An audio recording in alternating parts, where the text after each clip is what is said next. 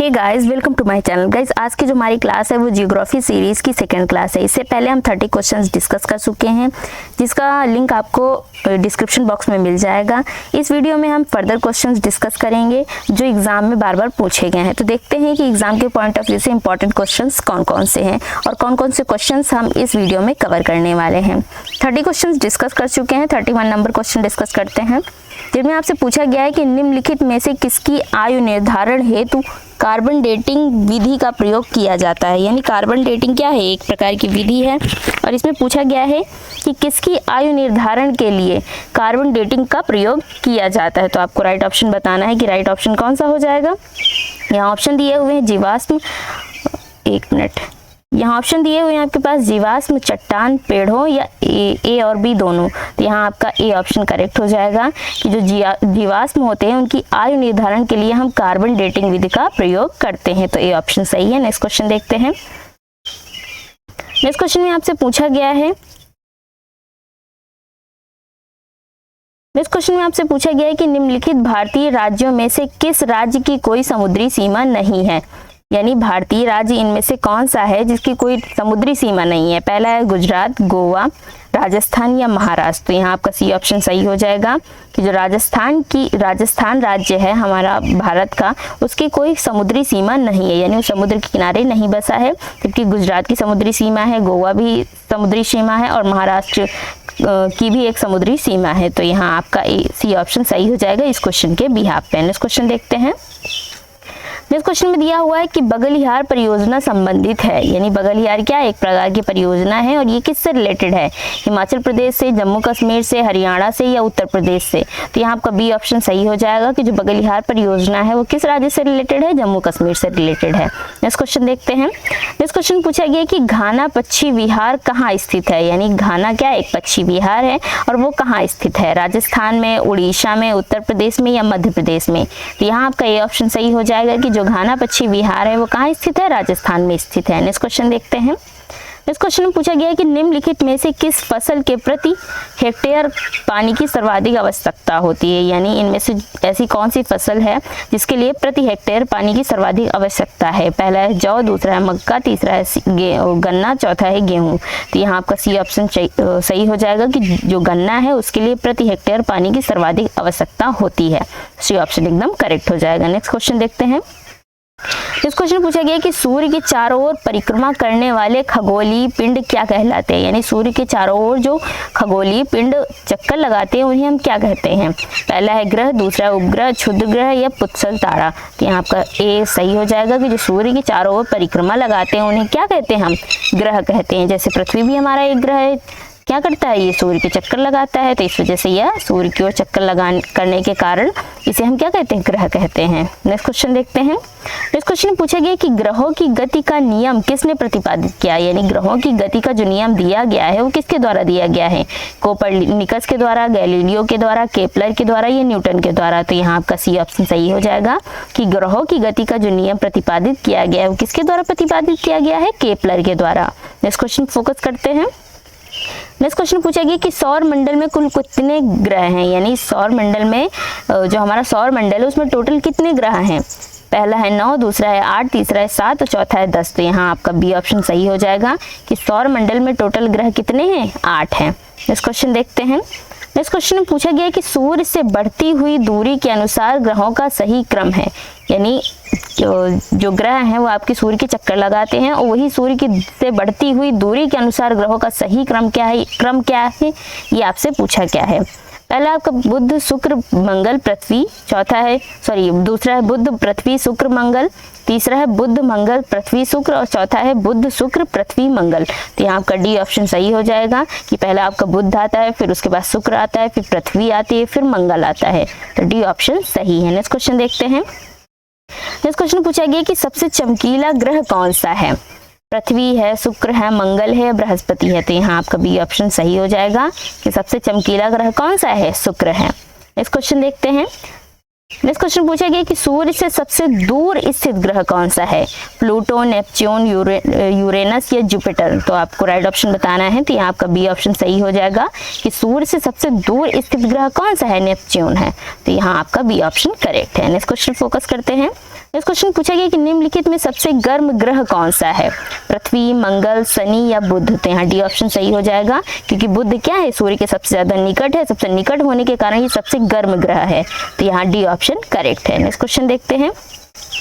Next question पूछा गया कि सूर्य के धरातल का तापमान लगभग कितना होता है, यानी सूर्य जो है हमारा, जो हमें लाइट प्रोवाइड करता है, लाइट का मेन सोर्स है, उसके धरातल का तापमान या टेम्परेचर लगभग कितना होता है, 3000 degree Celsius, 5000 degree Celsius, 6000 degree Celsius या 7000 डिग्री सेल्सियस। तो यहाँ आपका सी ऑप्शन सही हो जाएगा कि सूर्य के धरातल का तापमान लगभग कितना होता है, 6000 डिग्री सेल्सियस होता है। नेक्स्ट क्वेश्चन देखते हैं। नेक्स्ट क्वेश्चन पूछा गया कि सूर्य के संगठन में सहायक गैस कौन सी है, ऑक्सीजन एवं nitrogen, helium and oxygen, helium and nitrogen and helium and hydrogen. तो यहाँ आपका डी ऑप्शन सही हो जाएगा कि सूर्य के संगठन में जो सहायक गैसें हैं वो कौन सी हैं, हीलियम और हाइड्रोजन। तो यहाँ डी ऑप्शन सही है। नेक्स्ट क्वेश्चन देखते हैं। नेक्स्ट क्वेश्चन पूछा गया कि बिना उपग्रह वाले ग्रह कौन से हैं, यानी ऐसा कौन से ग्रह हैं जिनका कोई उपग्रह नहीं है। ऑप्शन आपके पास बुध एवं मंगल, मंगल एवं शुक्र, मंगल एवं वरुण एवं बुध एवं शुक्र। तो यहाँ डी ऑप्शन सही हो जाएगा कि बुध और शुक्र ऐसे दो ग्रह हैं जिनका कोई उपग्रह नहीं है। तो डी ऑप्शन करेक्ट है। नेक्स्ट क्वेश्चन पे फोकस करते हैं। नेक्स्ट क्वेश्चन पूछा गया कि सूर्य के प्रकाश को पृथ्वी पर पहुंचने में लगभग कितना समय लगता है। तो ये क्वेश्चन का आंसर तो सभी को पता होगा, तो कमेंट करके बताइए कि इसका राइट आंसर कौन सा हो जाएगा। ए ऑप्शन एकदम करेक्ट हो जाएगा कि सूर्य के प्रकाश को पृथ्वी पर पहुंचने में कितना समय लगता है, लगभग 8 मिनट का समय लगता है। नेक्स्ट क्वेश्चन देखते हैं। नेक्स्ट क्वेश्चन पूछा गया कि पृथ्वी का उपग्रह कौन सा है। तो ये भी बहुत इजी क्वेश्चन है। ऑप्शन आपके पास कोरोना, दूसरा चंद्रमा, तीसरा है जेना, चौथा है कार्ला। तो यहाँ आपका डी ऑप्शन सही हो जाएगा कि पृथ्वी का उपग्रह कौन है, चंद्रमा। चंद्रमा पृथ्वी की भी परिक्रमा लगाता है और पृथ्वी की परिक्रमा करते करते वो सूर्य की भी परिक्रमा लगाता है। नेक्स्ट क्वेश्चन देखते हैं। इस क्वेश्चन में पूछा गया कि सी ऑफ ट्रंक्विलिटी कहाँ पर है, पृथ्वी पर है, सूर्य पर है, शुक्र पर है या चंद्रमा पर है। तो यहाँ डी ऑप्शन सही हो जाएगा कि सी ऑफ ट्रंक्विलिटी कहाँ पर है, चंद्रमा पर है। इस क्वेश्चन पे फोकस करते हैं। इस क्वेश्चन पूछा गया कि सौर मंडल में सबसे बड़ा ग्रह कौन सा है, शुक्र है, शनि है, बृहस्पति है या पृथ्वी है। तो यहाँ आपका सी ऑप्शन सही हो जाएगा कि सौर मंडल में सबसे बड़ा ग्रह कौन सा है, बृहस्पति है। इस क्वेश्चन देखते हैं। इस क्वेश्चन पूछा गया कि पृथ्वी के अतिरिक्त किस ग्रह पर वायुमंडल पाया जाता है, यानी पृथ्वी पर तो वायुमंडल पाया जाता है, इसके अलावा ऐसा कौन सा ग्रह है हमारे सौर मंडल में जहां भी वायुमंडल पाया जाता है। ऑप्शन आपके पास बुध, मंगल, बृहस्पति और शनि। तो यहाँ बी ऑप्शन सही हो जाएगा कि जो मंगल ग्रह है वहां भी पृथ्वी के अलावा वायुमंडल पाया जाता है। तो बी ऑप्शन एकदम करेक्ट है। इस क्वेश्चन फोकस करते हैं। इस क्वेश्चन पूछा गया कि किस ग्रह को भोर का तारा कहा जाता है, यानी भोर का तारा जो है वो किस ग्रह को कहते हैं, मंगल को कहते हैं, शनि को कहते हैं, शुक्र को कहते हैं या बृहस्पति को कहते हैं। तो यहाँ सी ऑप्शन करेक्ट है कि किस ग्रह को भोर का तारा कहा जाता है, शुक्र को भोर का तारा कहा जाता है। नेक्स्ट क्वेश्चन देखते हैं। नेक्स्ट क्वेश्चन पूछा गया है कि सबसे अधिक उपग्रहों, जस्ट अ मिनट, सबसे अधिक उपग्रहों वाला ग्रह कौन सा है, यानी ऐसा कौन सा ग्रह है जिसके सबसे ज्यादा उपग्रह हैं। ऑप्शन आपके पास मंगल, बृहस्पति, शनि या शुक्र। तो यहाँ आपका सी ऑप्शन सही हो जाएगा कि जो शनि जो आपका एक ग्रह है उसके सबसे ज्यादा उपग्रह हैं। यहाँ सी ऑप्शन करेक्ट है। नेक्स्ट क्वेश्चन देखते हैं। नेक्स्ट क्वेश्चन पूछा गया कि सौर मंडल का सबसे छोटा ग्रह कौन सा है। अभी हमने बड़े ग्रह की बात करी जो कि आपका बृहस्पति है, यानी सौर मंडल का सबसे बड़ा ग्रह कौन सा है, बृहस्पति है, लेकिन यहाँ आपसे सबसे छोटा ग्रह की बात की गई है। ऑप्शन आपके पास शनि, मंगल, बुध और पृथ्वी। तो यहाँ आपका सी ऑप्शन सही हो जाएगा कि जो बुध ग्रह है वो आपका सौर मंडल का सबसे छोटा ग्रह है। नेक्स्ट क्वेश्चन देखते हैं। नेक्स्ट क्वेश्चन में पूछा गया कि रात में लाल दिखाई देने वाला ग्रह कौन सा है, यानी कभी कभी रात में एक ग्रह है जो लाल दिखाई देता है, तो वो कौन सा ग्रह है, मंगल है, पृथ्वी है, शनि है या शुक्र है। तो यहाँ आपका ए ऑप्शन सही हो जाएगा कि जो मंगल है ग्रह है वो रात में लाल दिखाई देता है। तो यहाँ ए ऑप्शन करेक्ट है। नेक्स्ट क्वेश्चन देखते हैं। नेक्स्ट क्वेश्चन पूछा गया है कि कौन सा ग्रह हरे रंग का प्रतीत है, यानी ऐसा कौन सा ग्रह है जो हरे रंग का दिखता है और हरे रंग का प्रतीत होता है। ए ऑप्शन आपके पास शनि, दूसरा है बृहस्पति, तीसरा है वरुण, चौथा है शुक्र। तो राइट ऑप्शन आपको कमेंट करके बताने हैं। तो यहाँ आपका सी ऑप्शन एकदम करेक्ट हो जाएगा कि जो वरुण ग्रह है वो आपके हरे रंग का प्रतीत होता है। नेक्स्ट क्वेश्चन देखते हैं। नेक्स्ट क्वेश्चन पूछा गया कि नीला ग्रह के नाम से कौन सा ग्रह जाना जाता है? मंगल, पृथ्वी, शुक्र, यूरेनस। तो हम सभी जानते हैं कि इसका राइट आंसर कौन सा हो जाएगा? बी ऑप्शन हो जाएगा। जो हमारी पृथ्वी है, जहां हम रह रहे हैं, उसे हम नीला ग्रह के नाम से भी जानते हैं। क्यों? क्योंकि यहाँ पानी की मात्रा सबसे अधिक है पृथ्वी पर, और उसी का जो परावर्तन होता है यानी रिफ्लेक्ट करके वो आसमान में जाता है, इस वजह से नीला आसमान दिखाई देता है। तो पृथ्वी को नीला ग्रह भी कहा जाता है। नेक्स्ट क्वेश्चन देखते हैं। नेक्स्ट क्वेश्चन पूछा गया है कि सूर्य से पृथ्वी की दूरी कितनी है? यानी यहाँ डिस्टेंस पूछी जा रही है सूर्य और पृथ्वी के बीच की।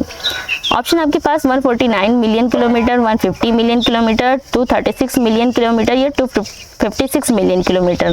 तो यहाँ ए ऑप्शन आपका सही हो जाएगा कि सूर्य से पृथ्वी की जो डिस्टेंस है वो कितनी है? 149 मिलियन किलोमीटर। नेक्स्ट क्वेश्चन देखते हैं। नेक्स्ट क्वेश्चन में पूछा गया कि पृथ्वी पर दिन रात की अवधि कहाँ समान होती है?